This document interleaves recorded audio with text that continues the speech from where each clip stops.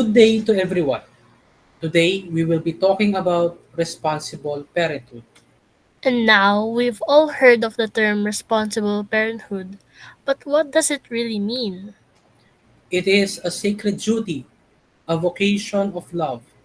It is the responsibility of parents to work with God, to welcome life generously, and to raise their children with faith and wisdom. It is rooted in the teachings of Humanae Vitae by Paul VI in 1968. It tells married Catholics to discern with generosity and prudence. But what does this mean for married couples?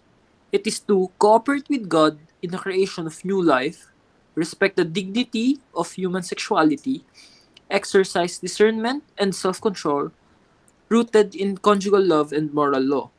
This includes thoughtful family planning, but only in ways that respect natural moral order. Now we shall look at the core principles of responsible parenthood. First and foremost is openness to life. Children are not a burden, but gifts from God. The primary role of married couples is to welcome life lovingly and responsibly.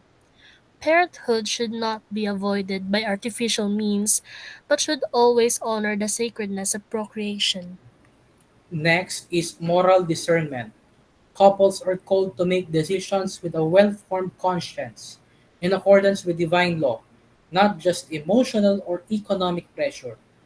They must consider their current capacity to raise children physically, emotionally, spiritually, and economically, but without rejecting life outright. Now let us note the key word discernment. So, what do you do when you discern?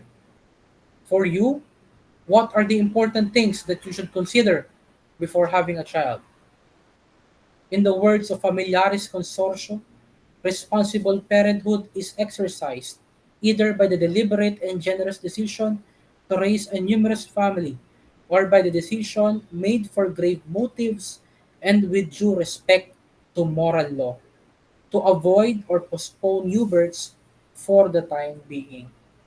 Key statement: raise a numerous family or by the decision made for grave motives and with due respect to moral law. Another is respect for God's design. Responsible parenthood must respect the biological laws and the natural rhythms of the body.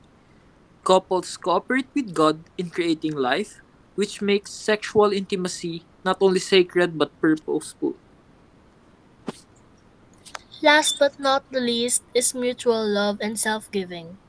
Paul VI taught that this love should be fully human, rooted in free will, fidelity, and generosity.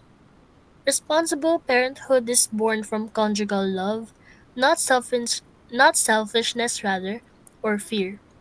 And now, remember, it does not stop at birth.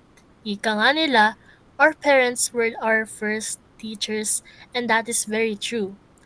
Familiaris Consortio tells us that it is the task of the parents to give education to the child. It is their primary vocation. Now, what does responsible parenthood reject? It is artificial contraception. Why? For it deliberately frustrates the natural procreative purpose of sex. Remember, it is respect for God's design, respect the biological laws and natural rhythms of the body. A contraceptive mentality that sees children as problems to be avoided. Any attempts to separate the unitive and procreative aspects of the conjugal act. But what does it promote? Natural family planning, moral and respectful of the couple's natural fertility cycles, chastity and self mastery, learning to control passions out of love and respect for one's spouse and for God, consciousness cooperation with God's creative will.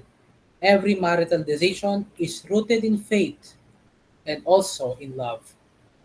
Responsible parenthood equals faithful stewardship of life.